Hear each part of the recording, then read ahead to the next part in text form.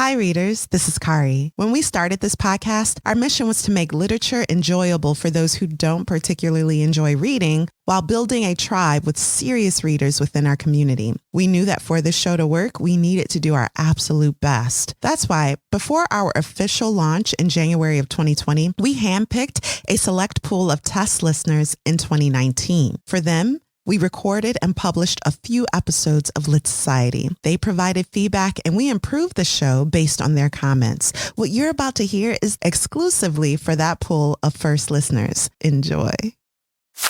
The Orient Express, a luxurious train occupied by a motley group of passengers, is halted in the middle of the night by a blizzard and a murder. Under the darkness of night, a passenger has been brutally stabbed to death. One detective must solve the case before the killer strikes again. His name is Hercule Poirot. The book is Murder on the Orient Express, and you're listening to Lit Society. Let's get lit.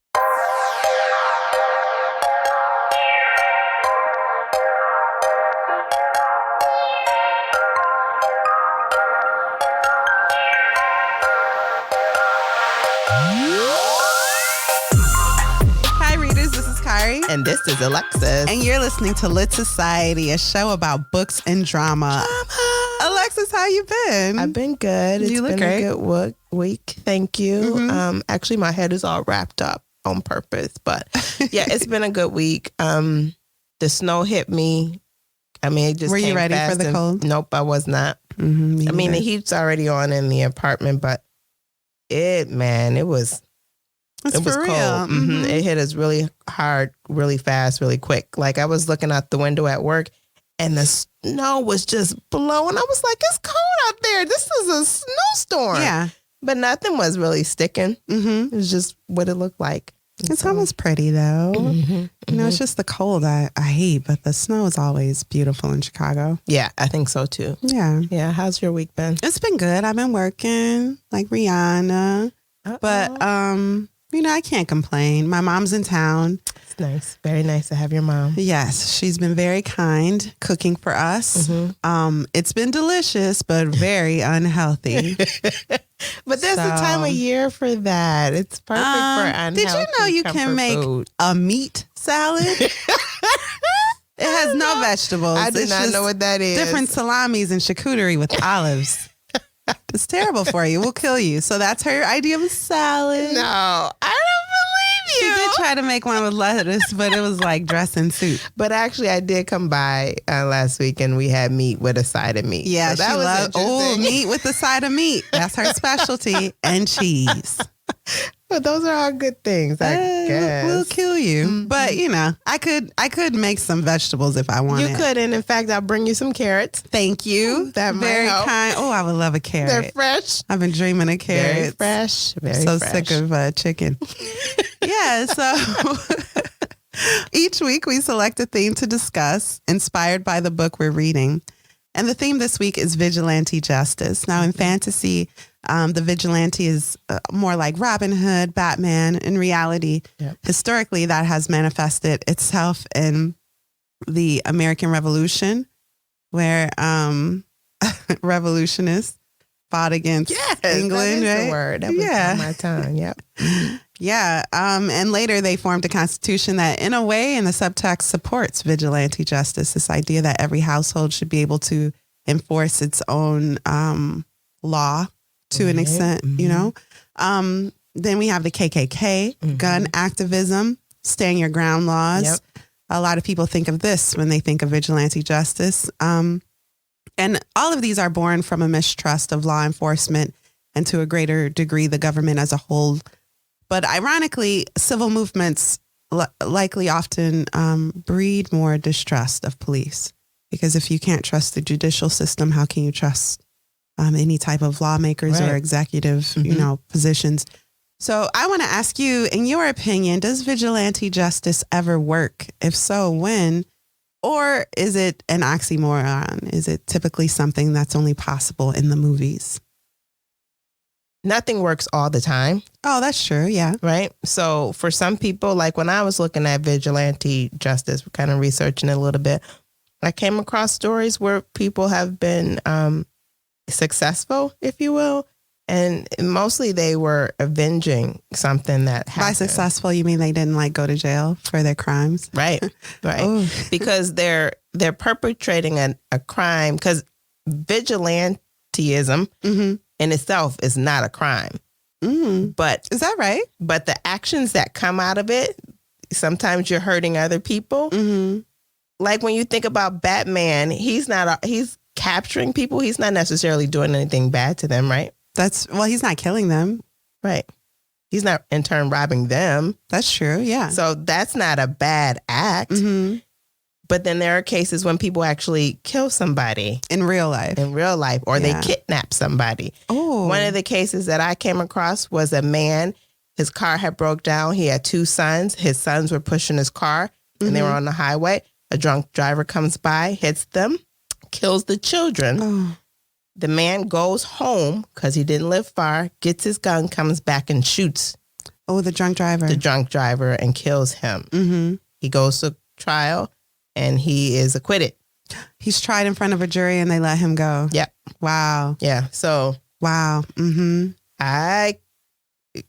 works all the time, but he got away in this But that doesn't case. mean it worked. I mean, that's hard because that doesn't bring your children back. You know that. Yeah, but he doesn't have any harsh feelings about the murder of this other guy. Okay. You know what I mean? So in his heart, he settled with that decision. He took matters into his own hand, and it resulted in a crime that killed somebody else. So are you saying that vigilante justice is, it works sometimes? Like it's a good thing in society to have some elements of, okay. I wouldn't say it's a good thing because it's a lack of respect for authority and no trust in the justice system, which, that can be justified. Did you find any other cases of vigilante justice? Another woman, she found out her daughter was having trouble in school. Turns out her daughter was sexually assaulted. She goes to approach the guy at his job with a gun, takes him to a field, tells him to strip naked and confess. He confesses. He confesses. She then takes him to the police station. They arrest him because he then confesses again. And he's jailed. And he spends some time in jail. She gets tried for kidnapping. Stop it. Yeah. So what happened when she was tried for kidnapping? I can't remember if she got off or not. I have to pull that out. So it comes with yeah. Yeah, wow. It comes with consequences. Consequences. But like I said, vigilantism is not in itself a crime because it doesn't always call you to hurt somebody or have a illegal action with that. But her actions were illegal. Such as groups that police the neighborhood or watch out for their neighbors. Right. Organized groups like that, right? They're not enforcing law. They're just, but are those vigilantes? I think to be a vigilante, you have to take law in your own hands. That is the point. Yeah. And so that is illegal. But no, because you can do a citizen's arrest. Those are real. I don't know if that's a thing. I've always heard it's a thing. I know Shaquille O'Neal has done it. I think Arnold Schwarzenegger did it once. However, I do not think I can go into the street and arrest anyone. I don't think that's real. Why don't you think you can do it? First of all, I like to mind my business. I am too one of those people. Do you though? Because I feel like business likes to mind you. Like every time you're on the train, you're in the middle of something. No, that's not true. Yeah, you get caught in a lot of the criminal activity in Chicago. I mean, no snitching, but I don't think so. But yeah. Oh, I forgot what you said. What did you say? Nothing worth repeating. Okay, well then that thought is I'm at a loss.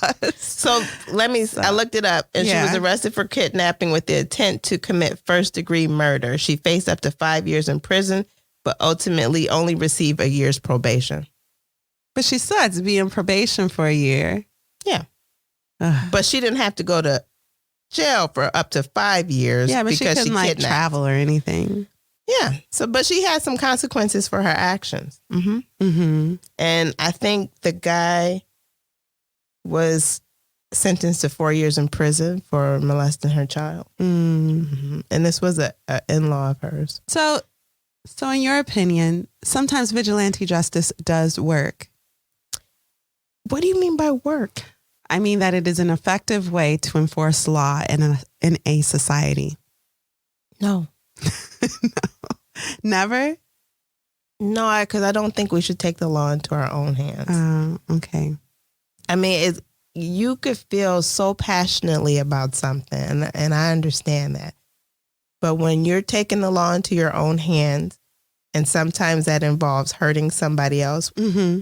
then I don't That's where the line is easily drawn, right? But if you're just apprehending someone, catching somebody. How are you going to apprehend someone without hurting them? You don't have to hurt me to apprehend me. I'm going to tell you that right now. You ain't going to just be apprehending me. But think about it. A guy on the train, he apprehended a man that was robbing people.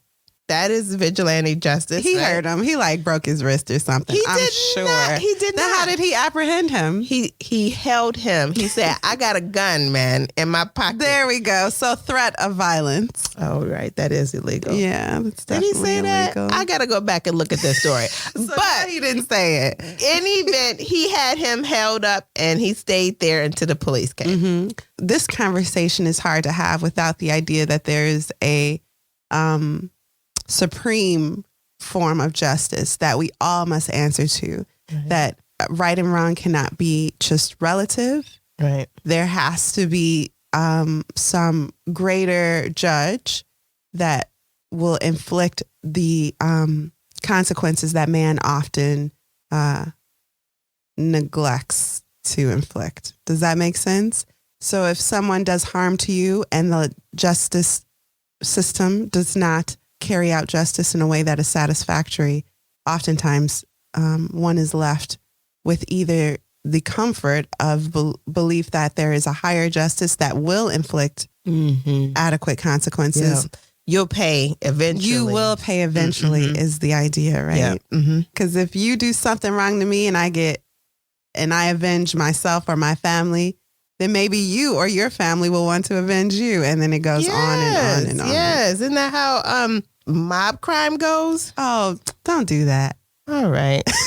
But it's true. At least in the movies. In the movies? No, that's what I've seen in movies. I mean, I don't know any mob people in real life. Well, you may know of someone that may have had a gang affiliation at one time. Sure. We don't have to reserve it for the mob. That is definitely the way it goes. Yeah, for sure. Mm-hmm. Yeah, whenever vigilantes take action, usually there is a reaction, and it never stops. Mm-hmm. And everyone pays. So mostly the innocent. Is no. I don't think we should take that on. Honestly. Well, that changes my plans for this weekend. Cross that off. No vigilantism. No vigilantism. All right, let's take a quick break before getting into the details surrounding Murder on the Orient Express by Agatha Christie.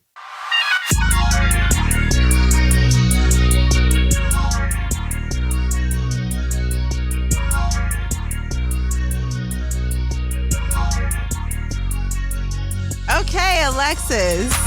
First of all, welcome back. Can you give us some background on Agatha Christie? Agatha Christie. You know, You are so excited. Actually, I am. I am excited. Me too. That's cool. She was born in 1890 in Southwest England, and she taught herself to read by the age of 5. Stop. Wow. She had no formal education until she was at least 15 or 16. And I think that was, what do you call the school for girls when you want them to be? A finishing school? Yeah, a finishing school.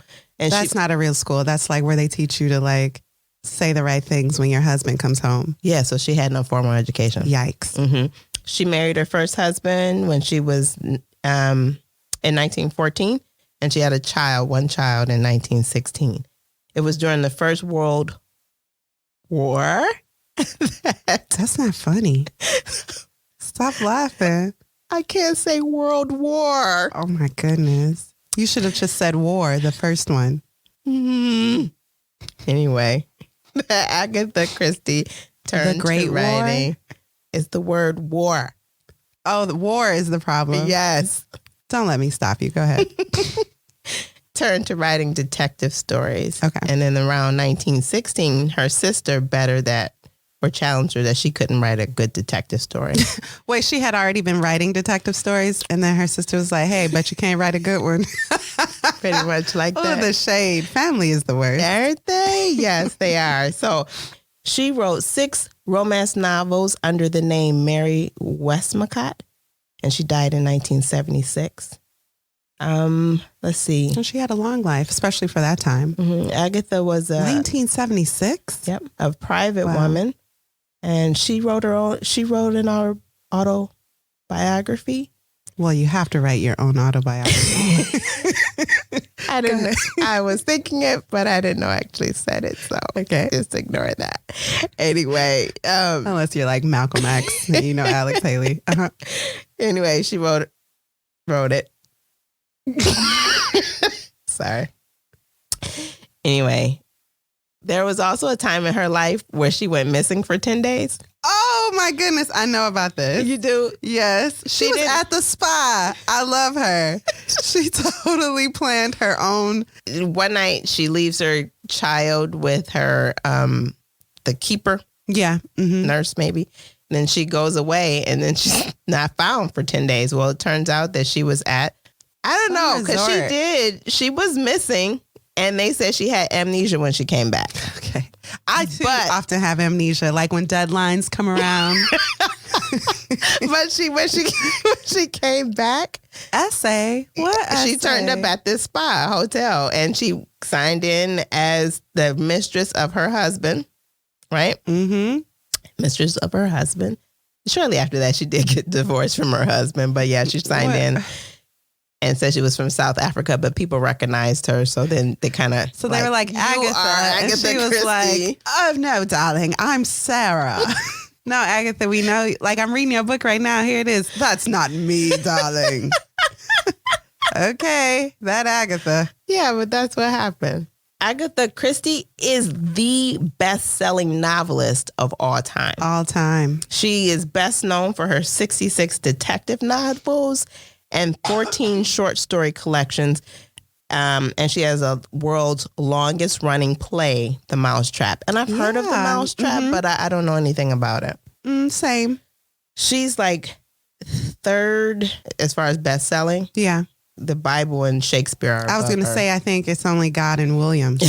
God, William, Agatha. Yeah. It's pretty awesome. Mm-hmm. This book has is pulled from the headlines, like there's a little truth in it, like Law and Order. Dun-dun. Yes, that's the name of I was thinking of. Yeah. I mean, come on, is that true? Yes, I'm getting ready to tell you about it. Oh, I'm sorry. Now, readers have told me I cut you off far too often. It was ripped from the headlines, but I don't think they know what they're talking about. Me cut you off? Foolishness. You're getting lightheaded again. Stop it.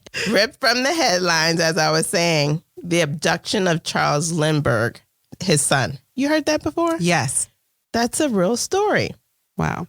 In real life, I think the child was 10 months or 18 months, kidnapped from the home of the family and murdered. So a wealthy family, their child is kidnapped. I think the father was an aviator.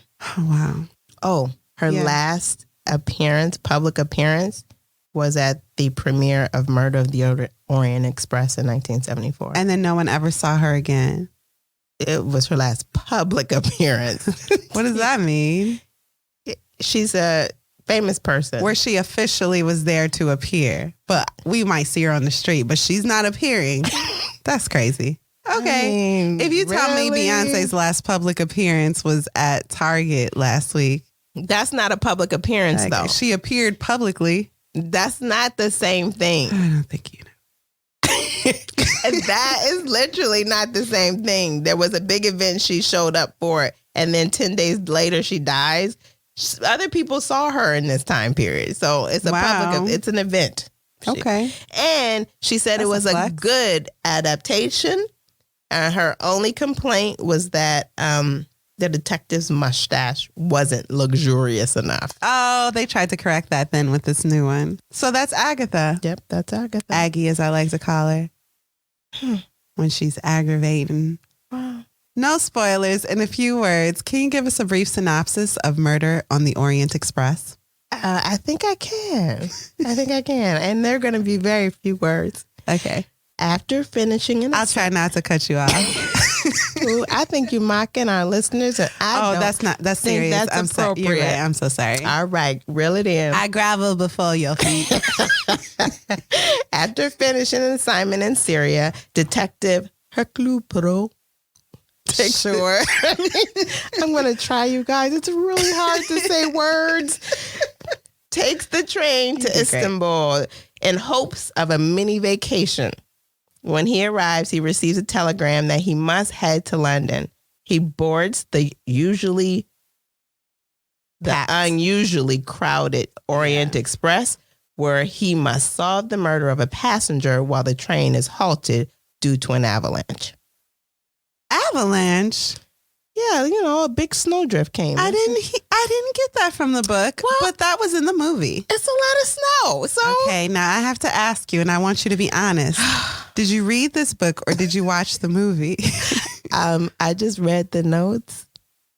Wait, what? You read the book though, right? Yeah, of course. I read books. Put that on the shirt. Okay, cool. What were your first thoughts of the book? Put that on there. Yes, put that on the book.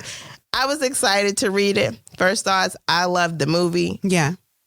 As a youth watching this, I didn't realize it was based on that book. Mm-hmm. So to find out as an adult that it was, I was excited to read it. And it got good. So it got good. Yeah. Mm-hmm. Yeah. How about you? What's your first thoughts? I felt like it was fun. The dialogue was back and very fast paced, which I like. I think I like dialogue more than these inner thoughts that a lot of writers, indulge in. That can get tedious, especially for me when it comes to a 19th century writer. Oh, that makes me think of... Don't think of Villette. I can't help it whenever you... So this book, Agatha Christie's A Murder on the Orient Express, my first thoughts were short chapters. We've already talked about how much we love them. Yes, love them. Back and forth dialogue, fast paced, love it. Funny characters. This is a murder story. I laughed. Yeah. I felt, and it's not like you're laughing at cheap jokes. You're laughing at the idiosyncrasies of these fun characters that she's created. So my first thoughts were, what a delightful beach read to enjoy in the middle of a blizzard. Mm-hmm. Okay, I'm starting to wonder, is beach read good or bad? To me, when I say beach read, I mean something that I can pick up, put down. I could take a nap in the middle of it. I might be enthralled by the story, but not so overwhelmed by it that I can't put it down. I can easily put it down and jump right back in it. And it's fun. It's lighthearted. Okay. We have read a book where I felt like the characters were just so uninteresting. I never thought of them again. These to me are not those characters. I felt like her characters were well-rounded. She fully fleshed out their personalities. And every time they pop in and out of the scene, you know who they are and what they're about. Very good for her. I mean, oh, wow. Yeah, I thought she did a great job with that. Well, let's get into our deep dive plot discussion. Okay, if you want to. Why? What am I supposed to do? I just want to know. That's what you wanted to do. You want to take a break? Yeah, can we do one of those? No problem. Let's take a quick break before we get into the deep dive and plot summary. Yeah. Okay, so Hercule Poirot is a retired Belgian police officer and a private detective. And so he's boarding a train to Istanbul in hopes of being a tourist and getting some rest and relaxation because he just finished up a case. And so on the train, there's two others, a Mary Debenham and a Colonel Arbuthnot, who are strangers. So when the train arrives in Istanbul, he finds out that these two people actually know each other. And he knows that because Mrs. Debenham, her name is Mary, and the Colonel refers to her by her first name. Right. And Englishmen don't standardly refer to people that they know or women that they don't know by their first name. Right. So Poirot checks into the hotel Well, he actually checks into the hotel, and then they give him a telegram and say, "Hey, you're being summoned to England." He's like, "Dang, never, I just get my luggage in the room." He did not. He couldn't even get nowhere. But after that happened, he actually sees a friend of his from Belgium who is actually Monsieur Bon, and he is like the head of the train situation. So the train is the Orient Express that he's about to board. This guy runs it. Right. And I think the organization is called Wagon Lit. So he gets Poirot onto the train, and the next day afternoon, they're having lunch, Poirot and Monsieur Bon. And after they have lunch, Poirot is approached by a man. And so let's hear from this man. Okay.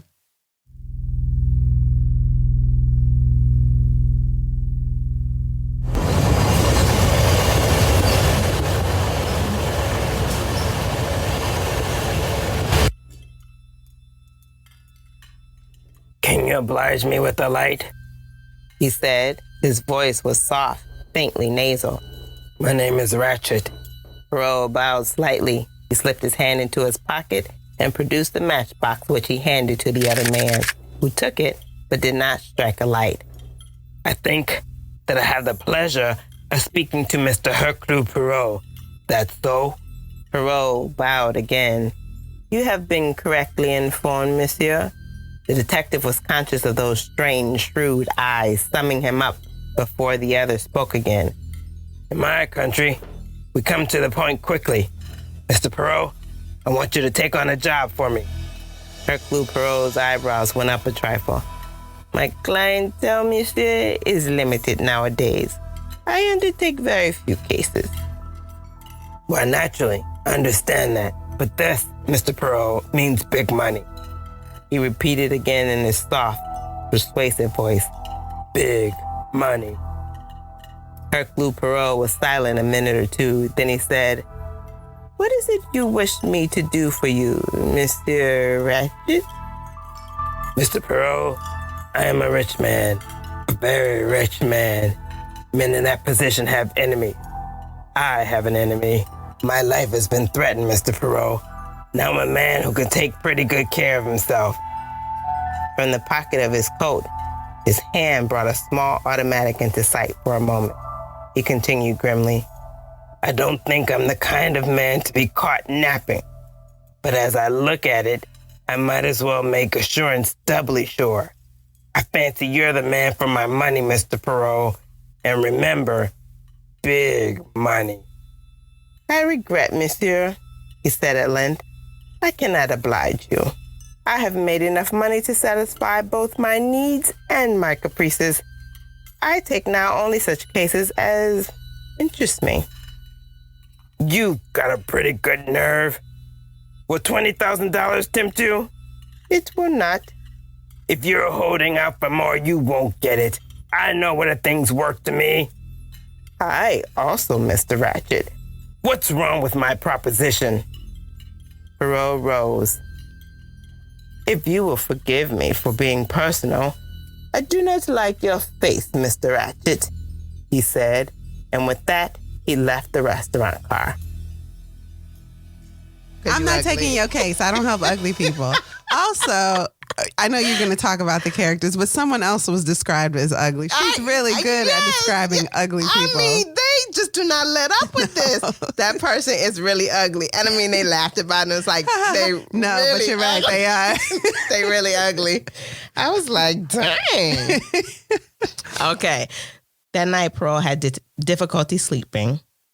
The next day, he learns there's a murder. We're going to talk about the crime scene. Dr. Constantine is on board and examines the body and assists with the investigation. He determines that there are 12 stab wounds, approximately 12 stab wounds in the body of varying intensity. And the death occurred between the hours of 12 and 2. Crime scene appears to be trying to tell a story, right, if you will. So it looks like trying to tell a story. Like the murderer has left. Just a story of clues, just trying to lead you to the murderer. Right, right. But then he sees this chart note and he can actually see what the note says. It says, member Little Daisy Armstrong. And now Poirot knows who the murdered man is. Ooh. The murdered man is Ratchet.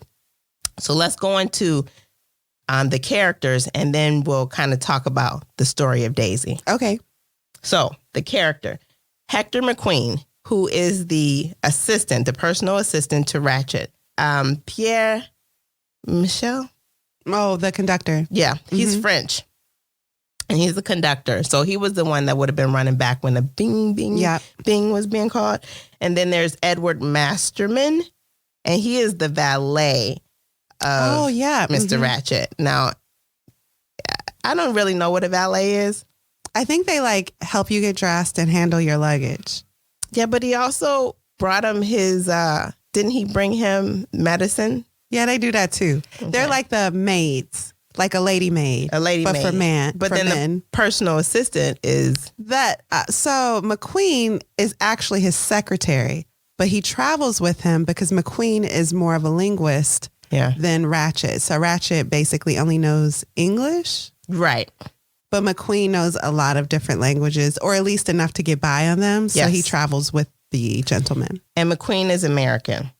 Right, American. Mm-hmm. Masterman is English. And then there is Mrs. Hubbard. She's American, and she's presented as a very obnoxious lady. She's always the loudest in the dining car. She's always talking about her daughter and something she knows, where she knows something more than everybody else. Yeah, my daughter always says that I'm so clever. Also, I'm aggressively ugly. That's how she's described. Wait, I thought Dragomir was the ugly one. Oh, no, she too is ugly. It's so many ugly folks in this book. So many ugly people on this train, can I tell you? Woo, they ugly. Anyway, and then the next one is Greta Olsen, and she's Swedish. She was actually the last person to see Mr. Ratchet alive. Right. Okay. Oh, yeah. She actually was going to her room. Is it called a berth? Did they call him a berth? The berth is like the bunk bed. So she was going to her room to sleep. But she actually, And she actually opened the wrong door. Right. So you know how some hotels have a door in the middle where two rooms are connected? So that's how these train cabins are. She accidentally opens it and it's his cabin. And he goes, "Oh, you too old." And she's just closed the door and she's angry. And I think she's like 40 too, by the way. But she also is the one that cries a lot. Oh, she's just a ball of emotion. So that just like hurt her and stuff. So she was all just crying all the time. Yeah. So then there's her. And then there's Princess Dragomir. She is described as ugly. I'm positive. I don't think she's ugly. She's stoic. You know what? She's a handsome woman. He just doesn't like handsome women. I think that may be a line. She's not ugly as much as she's old, and she has a hard look. And then her voice is deep and she looks very stern. These are the Count and Countess Andrei. They're Hungarian. Oh, I've been saying Andrei, but I don't know. Well, somebody knows and they will correct us. Oh, of course. Count and Countess, and they're Hungarian. All right? Mm-hmm. And then there's the Colonel, which we mentioned before. And he was on the train prior with Poirot. Oh, when he was pretending not to know the woman. Yes. And then there's Mr. Hardman. He's American. And he's just on the train. I don't remember anything about him. I remember about him, but I don't know if it's important right now. Okay. And then there's Antonio. He's American. Yep. Mm-hmm. Antonio Foscarelli. He is American, but he's of Italian birth. And then there's Mary Debenham, which we talked about earlier because she was on the train and she is British. And then our final character is Hildegard Schmidt, and she's German. And she is the maid of Princess Dragomir. Right. Now we have all the characters, the potential criminals. Can I call them criminals? No. Suspects. That's the correct word. And now we know. Let's go back to that note again. So we learned about the note. Okay. And it said, "Member little Daisy Armstrong." So let's hear the story about that.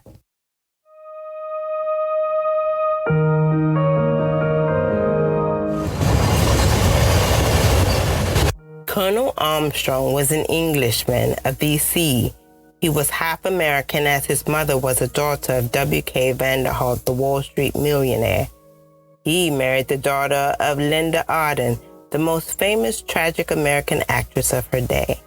They lived in America and had one child, a girl whom they idolized.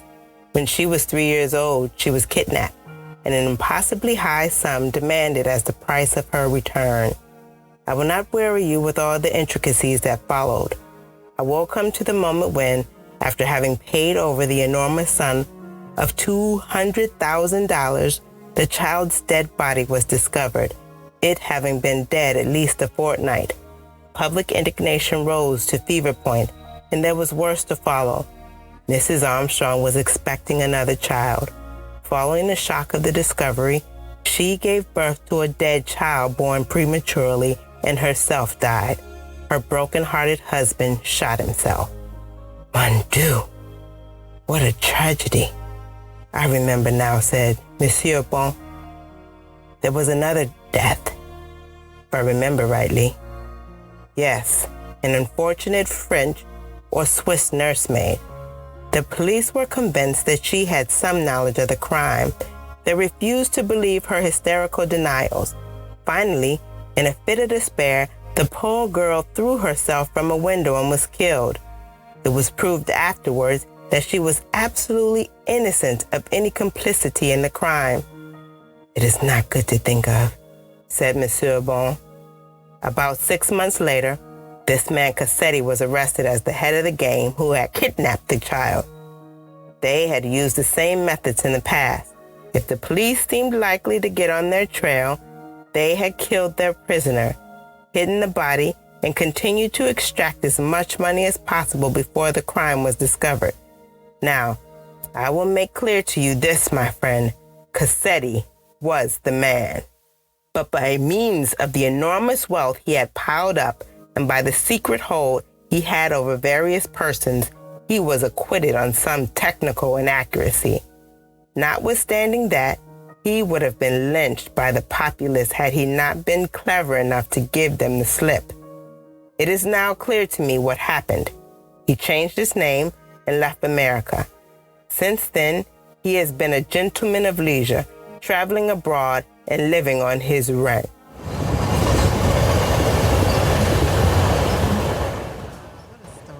Yes, that was the story. So this man that died, this Ratchet, I can't remember his first name, but he is Cassetti. He is the person who orchestrated the crime that killed the young little child. Daisy. So I want to go ahead and correct myself because, as you said, Poirot definitely describes, well, he does not necessarily describe the princess as ugly. However, his friend, Monsieur Bon, says that she is ugly as sin, but she makes herself felt.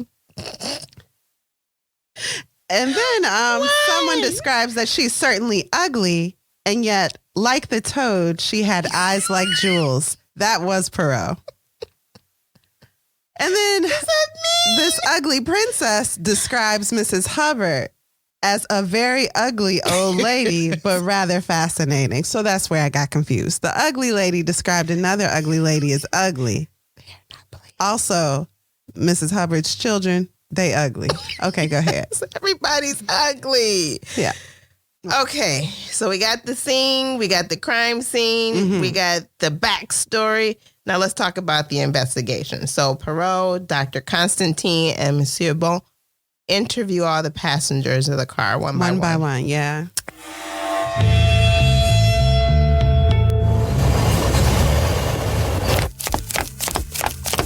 Now, just tell me this. Who's in authority here? I've got some very important information. Very important indeed. And I just want to tell it to someone in authority as soon as may be. If you gentlemen...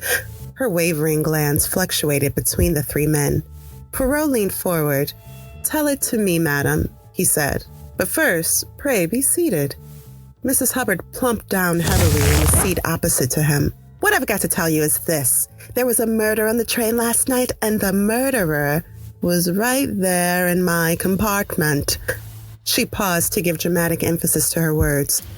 You are sure of this, madam? Of course I'm sure. The idea, I know what I'm talking about. I'll tell you just everything there is to tell. I'd gotten into bed and gone to sleep, and suddenly I woke up. All in the dark it was, and I knew there was a man in my compartment. I was just so scared I couldn't scream, if you know what I mean. I just lay there and thought, mercy, I'm going to be killed.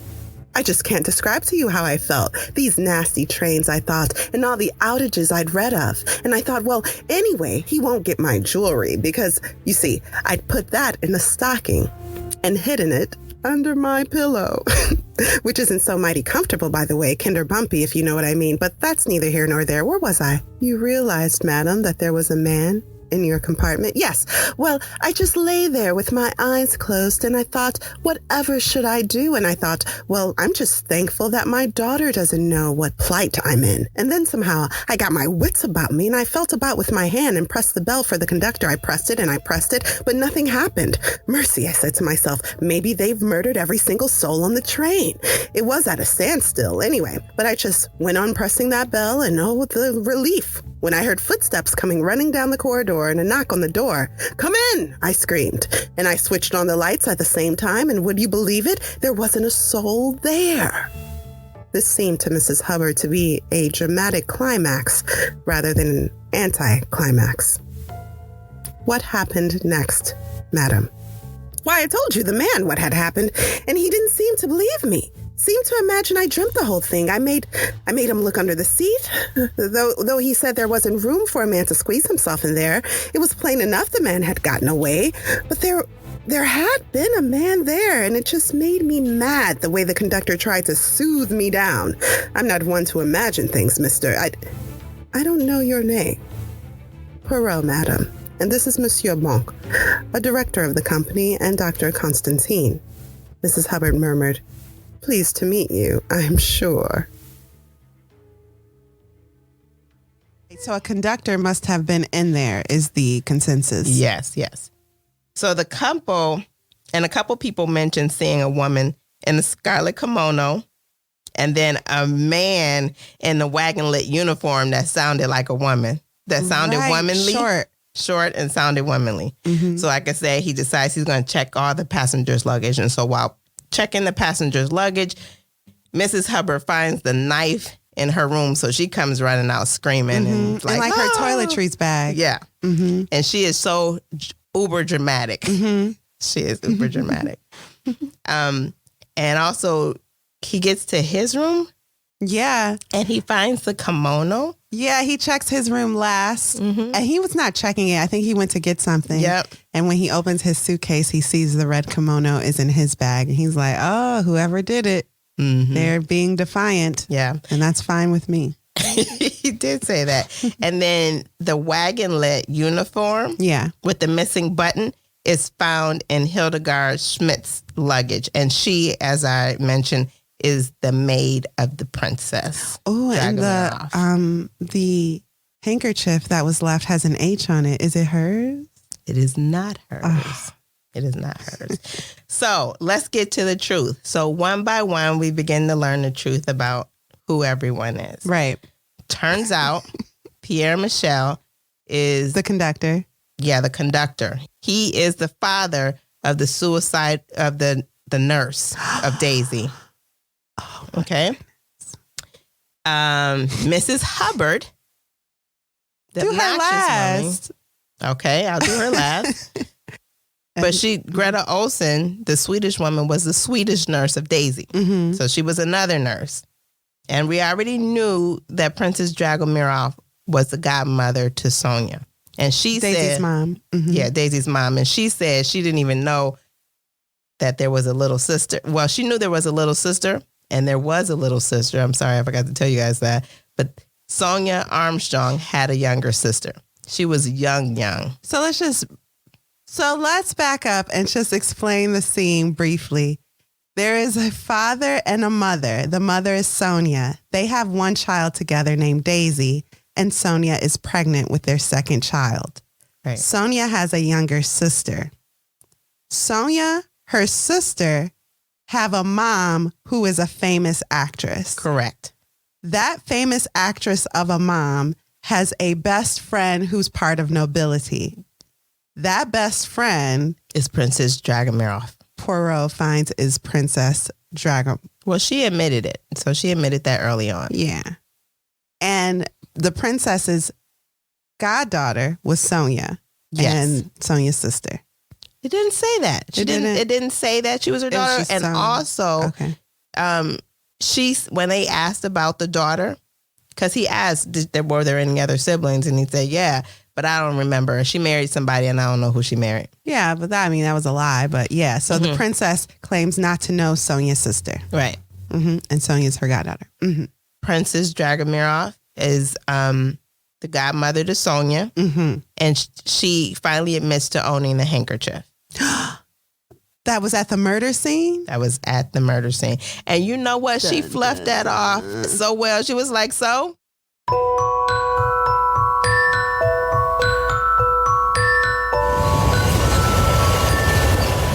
She sat down. You need not make a long business of this, messieurs. Your next question will be, how did my handkerchief come to be lying by a murdered man's body? My reply to that is that I have no idea. You have really no idea? None whatsoever. You will excuse me, madam, but how much can we rely upon the truthfulness of your replies?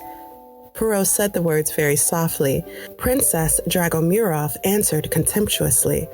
I suppose you mean because I did not tell you that Helena Andreni was Mrs. Armstrong's sister? In fact, you deliberately lied to us in the matter. Certainly. I would do the same again. Her mother was my friend. I believe, messieurs, in loyalty to one's friends and one's family and one's caste. You do not believe in doing your utmost to further the ends of justice. In this case, I consider that justice, strict justice, has been done. Poirot leaned forward. You see my difficulty, madame. In this matter of the handkerchief, even am I to believe you, or are you shielding your friend's daughter? Oh, I see what you mean. Her face broke into a grim smile. Well, messieurs, this statement of mine can be easily proved. I will forward you the address of the people in Paris who make my handkerchiefs. You have only to show them the one in question, and they will inform you that it was made to my order over a year ago. The handkerchief is mine, messieurs. She rose. Have you anything further you wish to ask me? Your maid, madam, did she recognize this handkerchief when we showed it to her this morning? She must have done so. She saw it and said nothing? Well, that shows that she, too, can be loyal. With a slight inclination of her head, she passed out of the dining car. She wasn't worried about nothing. I don't care. she That's mine. You didn't ask me. That's what Not she that said. I would have told you. Maybe I would have lied. But anyway, it's mine. And then we learned that Antonio Foscarelli, the American, the one that... The Italian-American. Yep.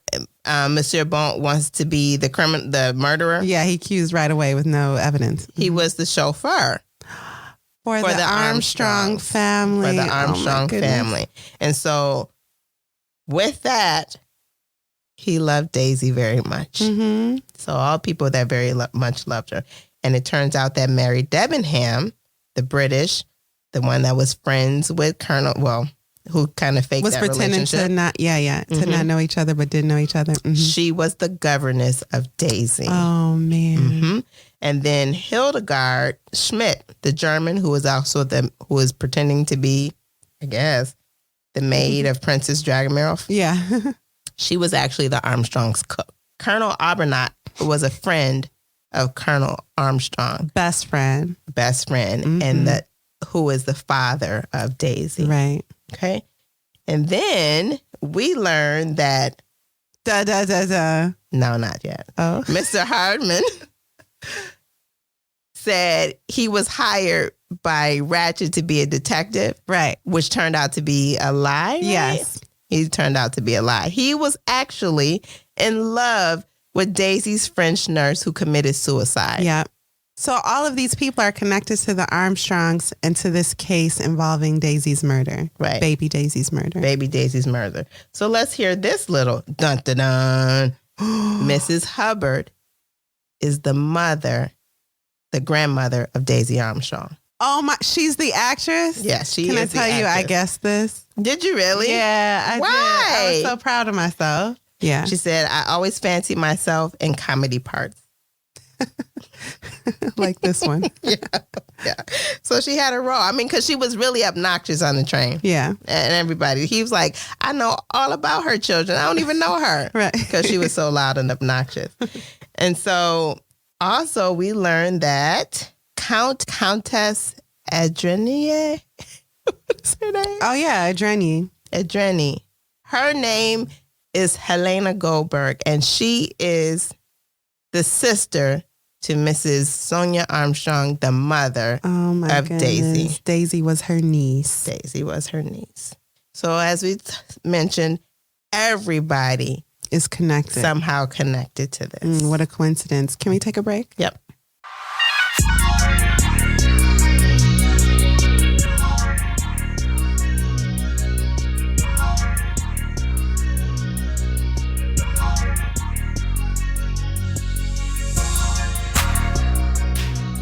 Okay, so Poirot now reveals this all onto everybody. I know who you are. I know how you're associated. Who you are. Is he Irish? Or he's a pirate? I know how you all fit into this story. Okay. How's that? Yeah. You're always laughing at me. So he presents two scenarios. Okay. He said, Poirot says, I got two scenarios for you. Here's the first one. And so the enemy that Hardman described, which was the short man that had a woman's short voice. Conductor with a woman's voice. With a woman's voice. And I believe this person is also fake. Yep, that's a lie. That person doesn't exist. Okay. Joined the coach at one of the stops. Through the door, left, opened by Mr. Arbuthnot and Mcqueen, who had a conversation. They stepped off the train for a moment, left the door open, and they said it was too cold and they jumped back on. Mm-hmm. Okay. So the suspect would have jumped in that way. The enemy went into Ratchet's compartment and murdered him. The murder was committed at 12:15 a.m. and the voice heard at 12:47 was a third person in the compartment. So 2 murderers. Yes. And they all escaped the train. So they got on and they got off. Mm-hmm. The second scenario in the movie, they actually say that everybody took a part in stabbing him. Where this is not actually said. Yes, it is. They're all involved in something. No, in the book, each one of them took a stab at him. That is why there are 12 stabs. That is why there are 12 stabs. Yes, but they don't all admit to stabbing him. That's what I'm saying. Whereas in the thing, they specifically say that. Oh, is that right? Mm-hmm. Well, Poirot just says, I know y'all all stabbed him once. Yeah. So this is both symbolic and literal that they wanted to be the 12 people in that jury because they would have convicted him. So all 12 of them stabbed him once, showing their conviction. Ooh. There was something that I read. It said the extraordinary difficulty of convicting any one person in a crime and the amount of people traveling on a train with some connection to the Armstrong case led Poirot to one solution. They were all in it. The Armstrongs formed a self-appointed jury of 12, came together and stabbed Ratchet 12 times. Ratchet escaped justice in the U.S., but the Armstrong family carried out their own form of justice. Yes. Vigilante justice. Right. Mm-hmm. All right. So that's the story. Kari, what are your thoughts? Well, would you read it again? Would I read it again? Refer it out. Well, that's 3 questions. So my thoughts are, this book is fun. It's about murder, but it's not handled in a very gruesome way. It is very easy to read, lighthearted. Its characters the dialogue is written with intelligence. So it is easy to follow, even though there are a million characters. And I would recommend it to anyone who wants to read that they don't have to pay too much attention to, but can still be entertained by. So the story has holes. This is not something that you read with a critical eye. Really? Yes. You suspend that belief to the high heavens because a lot of things are just not going to make sense. It was explained that everyone's on the train. They orchestrated that because the conductor worked it out so that everyone could be on the train at the same time. The conductor. That's not how that works. So also, just a lot of things have to be forgiven. It's for entertainment. This is to be a fun little whodunit. Yes. And it succeeds. You're really hard on the writers now. Yeah. Well, what do you think? What's your final verdict? Would you recommend the book? I would. I enjoyed it immensely. I was glad. A lot of times as I was reading the book, I was reminded of the 1974 movie, and I appreciated it. I enjoyed the characters. I enjoyed reading Poirot. He really came to life on the pages. Yeah. And so I thought the characters were fleshed out. They were pretty, feel like some of the characters was prejudiced, but still. No, you don't feel, they were written to be that way. Yeah, they were. Yeah. So that has something to say about Agatha. But and how I don't she think felt so. About America. No. Oh, you mean all the comments? So I don't think so. I think because these the reader is supposed to believe that these characters have biases and prejudices. If the author is biased and prejudiced, then these biases are written as fact, not as opinion, is my experience. Oh, and they were really all there. But the reader is supposed to believe that they have hang-ups. So I think that's not a bad look for Agatha. Her characters have the problems, not her. Okay, I can appreciate that. I do, and I would recommend this book again. What did you like most about the book? I like the story, and when I read a book, I'm not looking for, say, the holes in the story. I just read it for what's on the page. So I have fun with reading, and so this was a fun little book for me. It was definitely for that, and it was full of times to chuckle when you're reading it, and I love being able to laugh while I'm reading a book. So I really appreciated that about her. What would you change about it? What would I change? Well, I did have a thought about that, but I'm not prepared to talk about it. I mean, dang. I don't have any opinion. Did you have any thoughts of something you wanted to change? I know you do. You could cut this cast list in half and still have the same effect. There's way too many people. Then you wouldn't have the game Clue. Yes. So for a board game, this is great. But for like reading and everyday, I don't know, watching the movie, this IP is much too involved, more than it needs to be. Really? Yeah, I thought that all the characters filled it out because it represented a whole house of people that... The Italian chauffeur. All of them contributed to this household, and so they were a valuable part of the story. Okay, but I think the same effect could have come across with with 6 characters. Half the characters. You could have given me 6 instead of 13, and it would have been the same to me. And I would have liked for there to be a real twist with the mom being revealed. I wanted that to be more. And it wasn't. It wasn't dramatic. It was like, yep, I'm the actress. And how come y'all don't know that this is the actress? She doesn't have a mask on. She was super famous. Like, everyone should know. He specifically said American dramatic actress. So she wasn't necessarily that popular to Poirot or Buck. Oh, okay. Or the doctor. Right. Constantine. Okay. Oh, is that right? Yep. But she had these foreign nobility friends. Her circle was international. Sure. But still, okay. But it's like today. Everybody doesn't know everybody. But yeah, it was fun. I had a great time with this book. It was a great pick, and I would love to read more by Agatha Christie. This is the first book we've ever read by her. And I think it was a great pick. Thank you. Mm-hmm. Thanks. I appreciate that. Mm-hmm. So, what are we reading next week, Alexis? Animal Farm. Yes, Animal Farm. That's the book I picked. I can't wait. Everyone, please read it. It's like 10 pages. More like 100 and something, so don't fall it's short, though. It's short. And thank you, everyone, for listening to Lit Society. We'll see you next Tuesday. Lit Society is brought to you by Alexis Honoria and Kari Herrera. Listen to this podcast on Apple Podcasts, Spotify, and all major podcast providers starting in 2020. You're listening today because you're likely one of our first listeners and you signed up online. Share that link with anyone you think may be interested. And until next time, read something. Read something.